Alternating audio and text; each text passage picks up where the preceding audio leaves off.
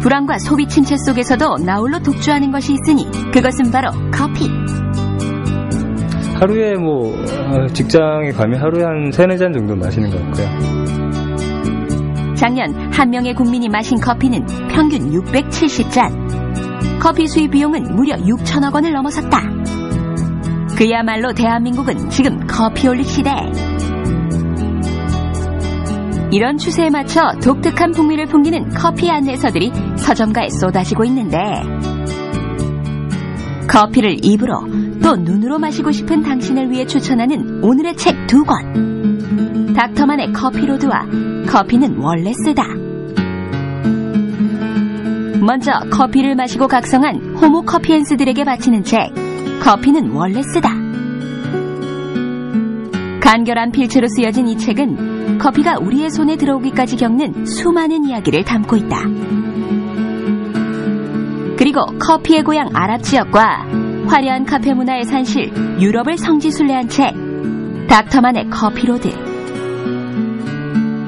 커피 한 잔과 함께 여유 2잔을 얻고 싶은 이들을 위해 잘 볶은 커피 원두처럼 향긋한 커피 문화 안내서 닥터만의 커피로드와 커피는 원래 쓰다를 오늘의 책에서 소개합니다. 네, 커피향 가득한 시간이 될 것 같은데요. 네. 오늘의 책 함께 해주실 출판저널 김성민 편집장 나오셨습니다. 안녕하세요. 안녕하세요. 네, 안녕하세요. 편집장님도 평소에 커피 많이 드세요? 저는 사실 많이는 먹는데요. 네. 좋아서 마시진 않아요. 그냥 사람 만나기 위해서. 네, 저는 접대용으로 이렇게 한 잔 마시다 보니까 습관이 됐어요. 네. 그러다 보니까 이제 양이 점점 늘어나시죠? 저도 처음에는 하루에 한 잔 마시다가 이제는 2잔, 3잔씩 이렇게 마시게 되더라고요. 네, 알겠습니다. 오늘 저희가 함께 이야기를 나눌 게 주제가 커피와 관련된 책들 아닙니까? 네. 커피를 좋아하셔서 선정해 오신 거 아닌 것 같고요. 이유가 있으실 것 같습니다.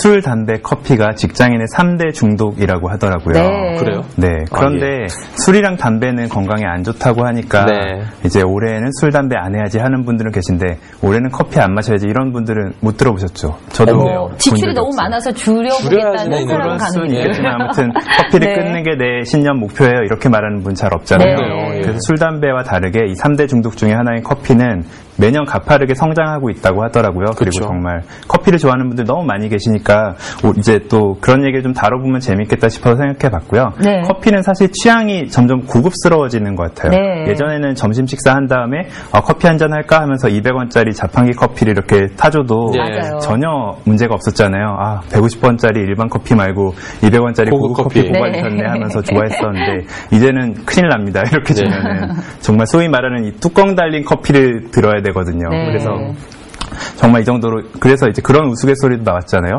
대학생들이 여대생들이 2,500원짜리 학생회관 밥을 먹고 5,000원짜리 커피를 마신다 이런 식으로 홍대방 별다방 마치 갔어요. 예. 와인처럼.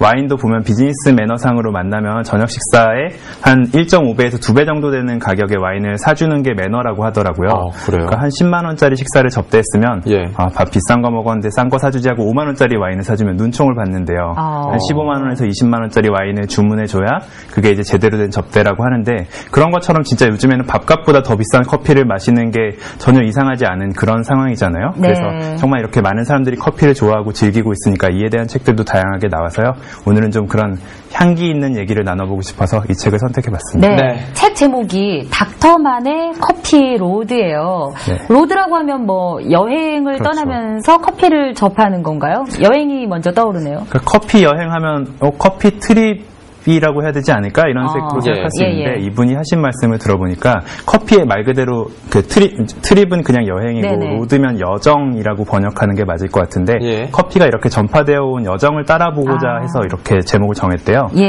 그래서 커피가 처음 발견된 곳이 에디오피아거든요. 네. 커피에 대한 되게 유명한 전설이 있어요. 예, 예. 에디오피아의 칼디라는 이제 목동이 있었는데 염소를 끌고 산기슭을 이렇게 올라간 거예요. 그래서 이제 염소를 풀어놓고 놀아라 이렇게 하고 쉬고 있었어요. 근데 염소들이 다 피곤하니까 자고 졸고 이러는데 몇 명 염소들만 막 열심히 뛰어다니더라는 거예요. 예, 예. 평소에는 전혀 그렇지 않았는데 그래서 이상하다 하고 보고 있었는데 걔네가 막 밤에도 안 자고 계속 막 뛰어돌고 있는 거예요. 그래서 예. 신기하다 해서 걔네를 관찰해 보니까 보니까 걔네가 그 언덕에 올라와서 어떤 붉은 작은 열매를 따먹더래요. 네. 그 열매를 먹은 애들은 계속 그렇게 막 신나게 막 뛰어다니는 거예요. 그래서 이게 뭐지 하고 그 열매를 따서 먹어보니까 좀 맛도 괜찮고 자기도 좀 힘이 나는 것 같더래요.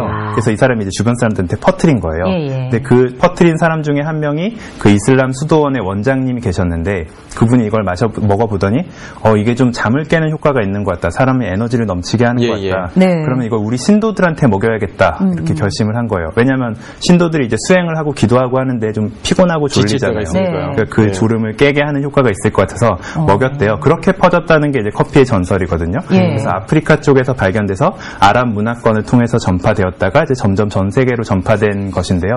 그래서 그렇게 커피가 어떻게 이렇게 퍼져 나왔는지 우리나라에서는 뭐 고종 황제가 처음 마셨다고 하니까요. 그래서 그런 이제 여정들을 한번 따라가 보자 해서 커피 여정 해서 커피 로드라는 제목을 재밌네요. 붙였다고요. 커피를 양한테 먹으면 흥분하는군요. 춤을 추고. 네, 양도 사람도 양도. 이렇게 사람만 각성되는 게 아니고요. 이게 재밌습니다. 에티오피아여서 커피를 찾았지 아마 대한민국이면 뭐 삶 같은 거, 홍삼 이런 거 먹고선 양이 뛰지 않았을까라는 생각도 좀 들기도 하는데 아무튼 재밌네요. 제목도 근데 독특합니다. 닥터만의 커피 로드인데 제목으로 짐작해 보면은 닥터만이라는 분이 의사인 것 같고요. 만씨는 아닌 것 같고 아무튼 이제 사람 저자의 이름이겠죠? 네, 애칭이에요. 이분 성함이 박종만 씨거든요. 만 씨가 들어가네요. 만 해서 닥터만으로 통한 건데요. 네네. 원래는 이제 이분이 국문학기랑 호텔 경영학을 공부하시고 인테리어 회사를 경영하셨어요. 그러니까 인테리어 사업자로 잘 사업을 해나가고 계시다가 어느 날 일본에 딱 갔는데 일본에 출장차 갔다가 아주 우연히 그쪽에 있는 커피 공장을 방문하게 된 거예요. 그래서 거기서 처음으로 원두커피라는 거를 맛본 거예요.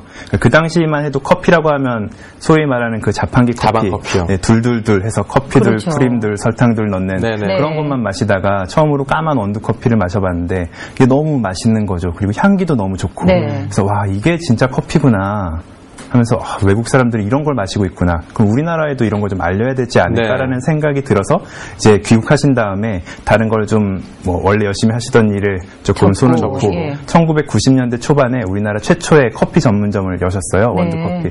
아마 국내 최초의 원두커피 가게였을 것 같은데 그래서 왈치라는 이름으로 홍대 앞에 커피 전문점을 내셨고 이제 쭉쭉 점점 그때부터 커피 여행을 시작하신 거예요. 아까 그 아프리카나 아랍 이런 데도 막 찾아가서 공부해 보시기도 하고요. 그렇게 쭉 커피 여정을 지금까지 20여 년 이상 연구해 오고 계시고 그래서 지금은 그 남한 강변에 커피 박물관을 세우셨어요.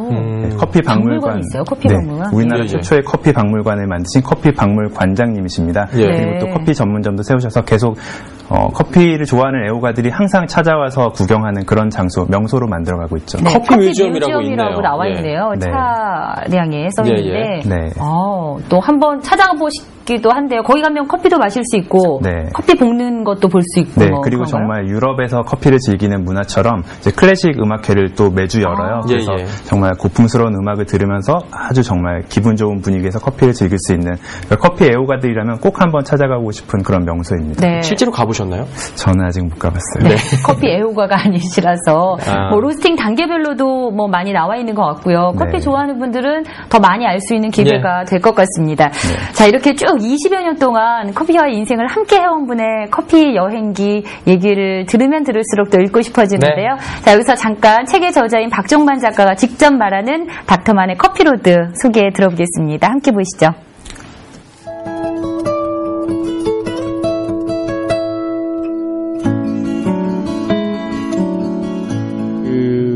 이번에 나온 닥터만의 커피 로드는 2008년도의 아랍 지역 또 2009년도의 유럽 지역 그 두 지역을 커피 역사와 함께 따라서 함께 걸으면서 기록한 글들을 정리해서 낸 책입니다.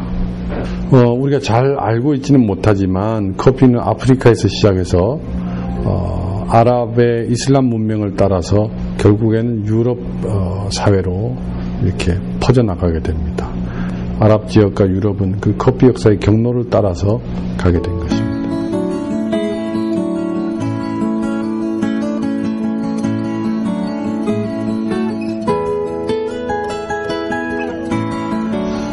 커피 역사는 주로 서양 사람들이 본 또 서양사를 느낀 그런 글들이 기록으로만 남아 있습니다, 지금.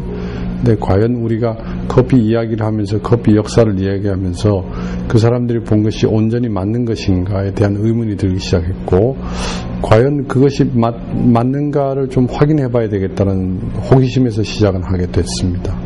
근데 따라가 보니까, 그런 역사들을 따라가 보니까 지금까지 알려져 있는 것들이 잘 정리된 것도 있지만 사실과 다르게 정리된 것들도 많이 있어서 이번에 그런 부분들을 책 속에 담게 됐습니다.